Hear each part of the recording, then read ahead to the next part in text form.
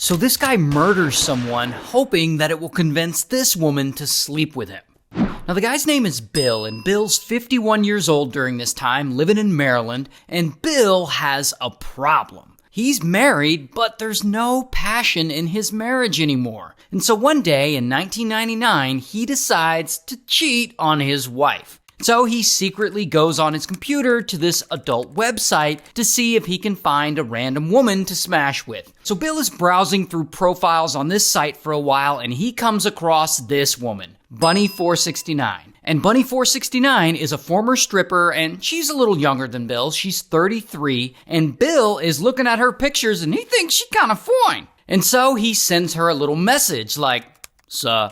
Now, here's the thing about Bunny469. She isn't just an average, lonely woman who's looking for a casual hookup. She is on a mission. She specifically wants a sugar daddy. She's broke and she needs someone to pay her bills. And so she returns Bill's message, and they message back and forth for a while, and they chat, and they hit it off. And eventually they meet up in person at a local restaurant. And they get along and stuff, but she makes it very clear to him that she is not looking to smash with him. She specifically wants money so that she can turn her life around, but that she will give him companionship. I'm not sure what companionship means in this, but she's not going to hook up with him. And by the way, this sounds like a terrible one-sided deal to me. Like he found someone on a hookup website and he's getting everything but the hookup? But whatever, he agrees to this deal. He'll help her pay her bills and stuff, and she'll provide non-physical companionship in return. And so Bill starts sending her money on the regular. Anytime she asks, he pays her phone bill, he pays her car payments and her house payments. He gives her her own credit card that he pays for. He pays for her 2 kids to go to private Catholic school. He even eventually pays for her to get a new set of boobs. And over the course of 18 months, he finances her life by giving her an estimated $450,000, which is almost $900,000 in today's money. And remember, he's married. So this whole time, he's somehow doing all this without his wife finding out.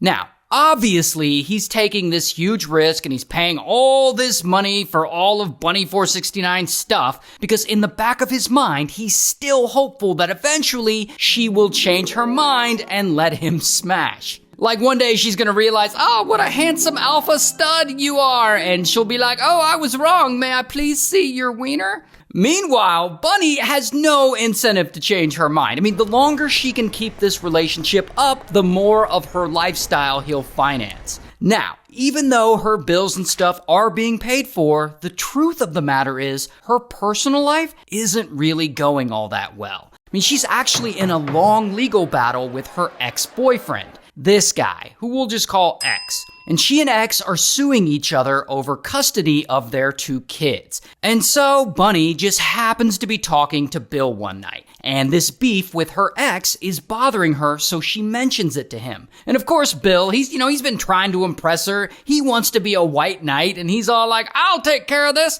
Let me dig up some dirt on this guy." Here's the thing, though. It's around the year 2000 now, and social media doesn't exist yet, and the internet back then isn't what it is now. So when Bill says he's gonna dig up dirt on this guy, what he means is that he's going to physically show up to where X lives and spy on him old school style. Basically, he's gonna start stalking him. And that's what he does. He starts driving from Maryland all the way down to Virginia to X's neighborhood, hanging out outside his place. He's taking candid photos of him. He's creeping around, seeing if there's anything he can find that will help Bunny with her custody battle. And so now Bill is not only paying for all her stuff, but he's stalking her ex-boyfriend. And he's doing a lot for this woman who he isn't even romantically involved with. But whatever, he seems to be fine with it because he just keeps doing it. Until months pass, and Bill starts to get a bit frustrated. All this has gone on for a while, and I guess one day Bill looks at himself in the mirror and he's like, "I do a lot for this woman. The least she can do is let me smash a little, like just a tip or something." And so Bill starts pushing harder for her to sleep with him, getting more aggressive in his approach. Essentially, he's becoming a sex pest. He's like, "You changed your mind yet?" But Bunny, she's just not gonna let that happen. She keeps turning him down, saying, nah, bro. And so over time, he gets more and more frustrated. But instead of moving on, maybe blaming himself or just realizing that some people just aren't attracted to you and they're never going to be, instead of all that, he finds someone else to blame. He decides that the reason Bunny isn't into him must be that she's still in love with her ex. And that if X weren't around, maybe then she'd notice what a great guy he is and reward him with smashing. And this is where he secretly comes up with a plan. He's gonna murder X. And so one night, he puts this plan into motion. He drives from Maryland down to Virginia to X's house. And he gets there and it's around 4 a.m. So X is inside asleep. And so Bill goes up to the door and he knocks. Moments later, X answers it. And that is when Bill pulls out a revolver, points it at him, and blam, blam, he unalives him right there. Then, X's girlfriend, who lives with him, I guess she hears all this, and she comes to check it out, and pow, Bill beats her up with the revolver, and then blam, he shoots her too. Then, he flees the scene.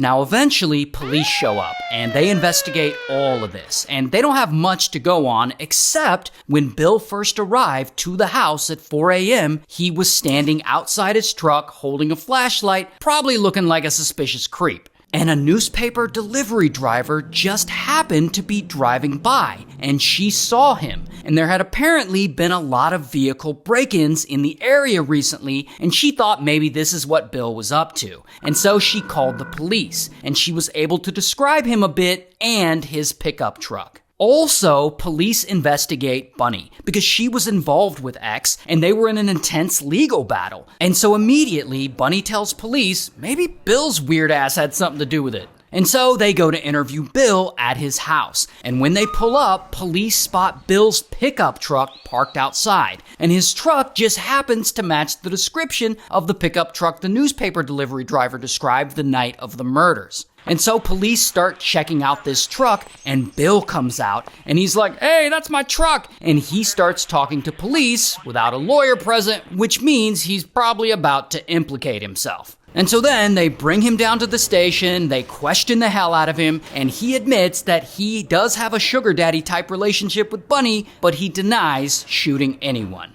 Regardless, eventually, police gather up enough evidence against him, and so, bam, they finally arrest him. Here's his mugshot. And he goes to trial more than once, actually, and he's ultimately found guilty of both murders, and he's sentenced to death. And in 2009, they ended up giving him the electric chair.